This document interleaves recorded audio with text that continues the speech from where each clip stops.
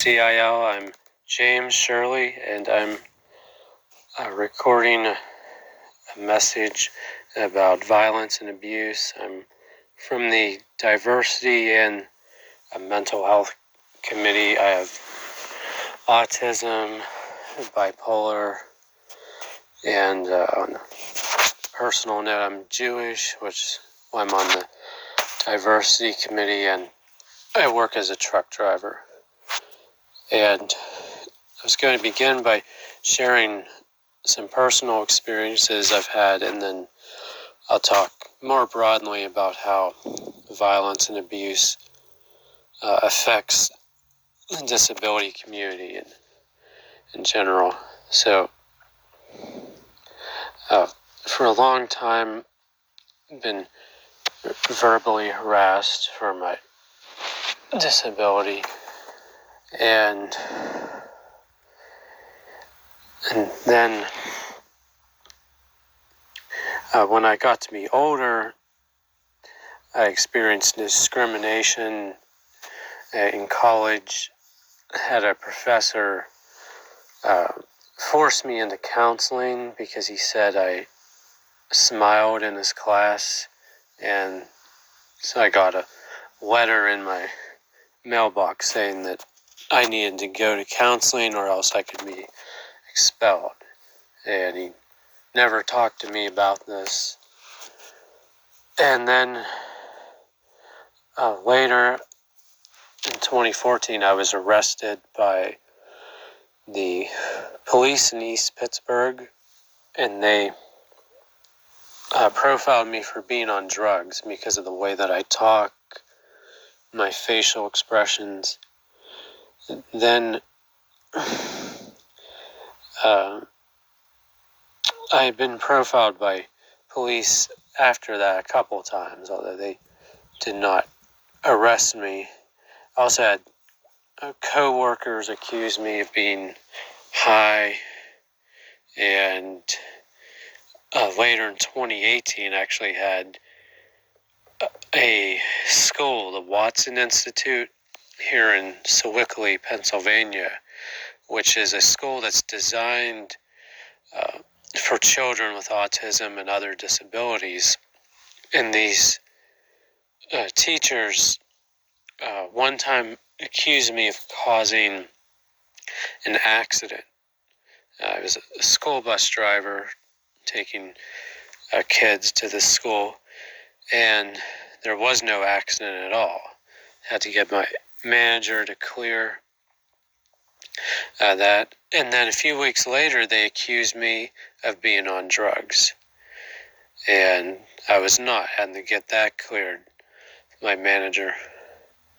So that was particularly concerning, that these people had specialized training in working with folks who have autism, and then they're demonstrating a bias against me as an autistic adult, and you have to wonder how that carries over to how they're treating, the students under their care.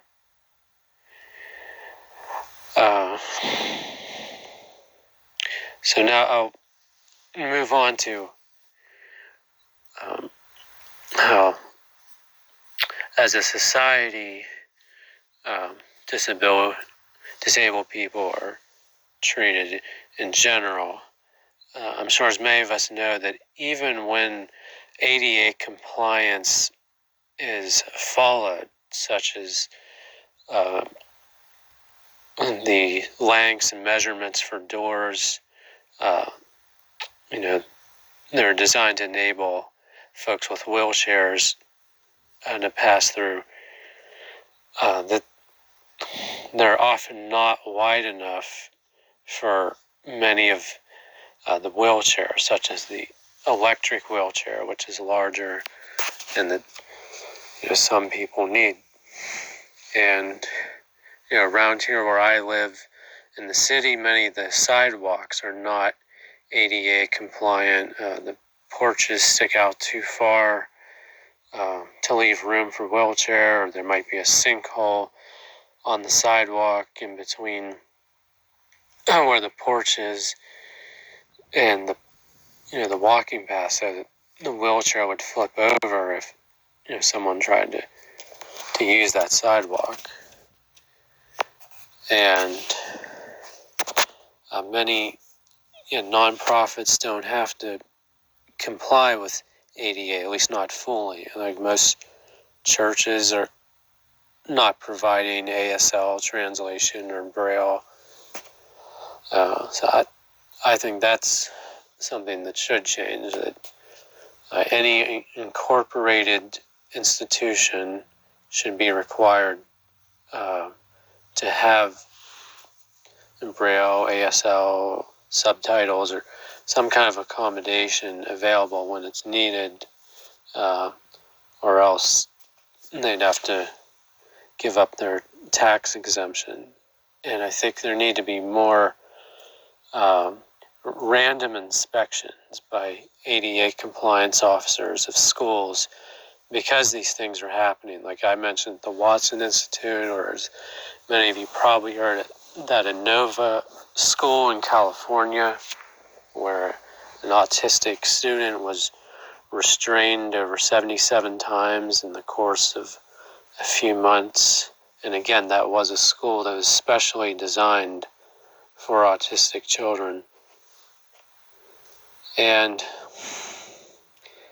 I find it quite disturbing that in America it's illegal to shock or tase a wild animal or a prisoner, and technically even a terrorist or an enemy combatant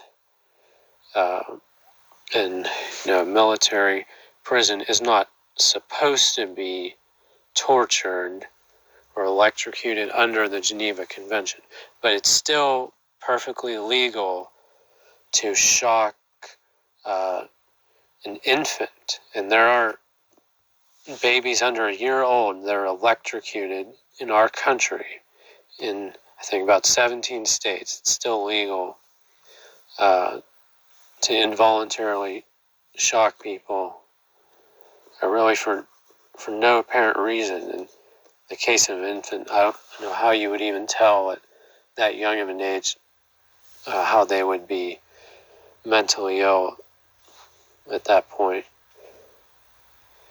And so I'm seeing that disabled people are being treated like plants or like grass to just walk all over us or trample our human rights. And I think another solution is that principals, professors who work with children need to be trained in ADA, and part of that training needs to be done by someone who has a disability. Because currently, special ed is only required for teachers, but it's not mandatory for principals or administrators. And I think, as most of us know, disabled people in general are more likely to be abused, that cases of abuse of disabled folks are not reported as often. When they are reported, they're less likely to be investigated. And when they are investigated, the perpetrators of crimes against the disabled population usually receive lighter sentences. I was harassed a lot in the workplace. When I worked in retail, that just brings me to the point of the notion of with or without reasonable accommodation, which we see in like many applications for employment. That I think that needs to be changed to just with reasonable accommodation. And I think the employer, the manager generally does provide reasonable accommodation, but I think unfortunately the co-workers kind of take upon themselves or are kind of being deputized to discriminate against disabled folks, whereas employers can no longer directly discriminate or harass against an employee. It's still acceptable for a coworker to discriminate or harass a disabled worker. And it's the same thing in the schools, whereas teachers used to hit students who are disabled or mentally ill. Now they kind of just leave it to the other students to do the harassment for them, and then they look the other way and might even blame the student who's being victimized.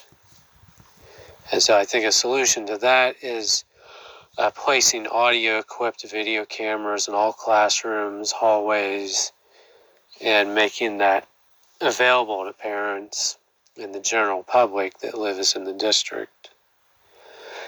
And the next point I'll come to is just the weaponizing of the mental institutions against disabled folks, and the fact that the patient's at the mercy of the doctor's sole discretion, that the doctor doesn't have to present evidence before a judge, and the patient doesn't have a right to an attorney to appeal the decision, that it's just whatever the doctor says goes. And I think the patient should have at least every right that a prisoner would have. The patient should have the right to appeal the decision of the doctor, to get a second opinion. After being institutionalized for a period of time, someone who's mentally ill, handicapped, what have you, should have the right to a parole-like hearing where they can argue their case that they've been rehabilitated and they no longer need to be institutionalized instead of being held indefinitely against their will. And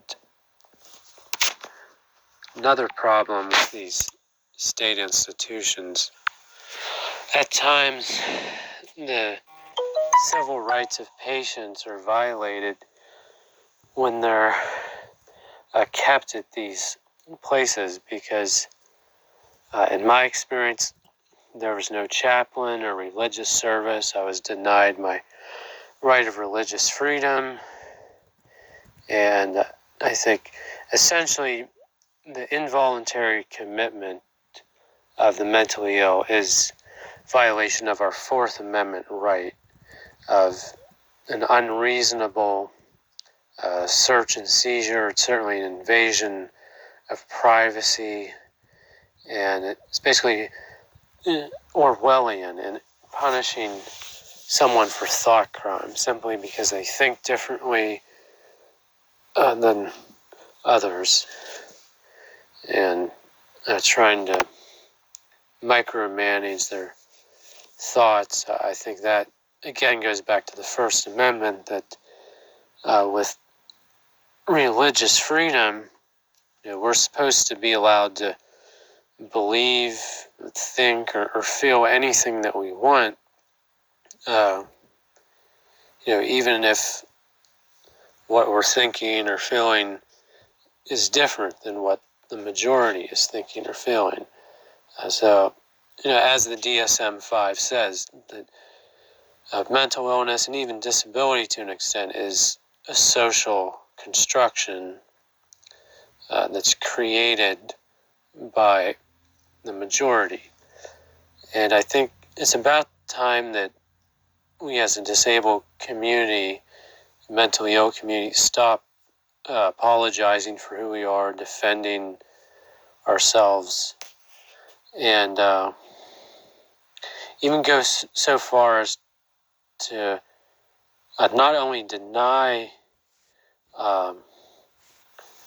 that we're disabled or mentally ill when someone who is not mentally ill or not disabled tells us we are, because we're the ones who should be defining what disability is, what mental illness is, because it's an identity. There's no such thing as disability. There's no such thing as mental illness. There are only people who are mentally ill and people who are disabled. And no one can define who we are except for us.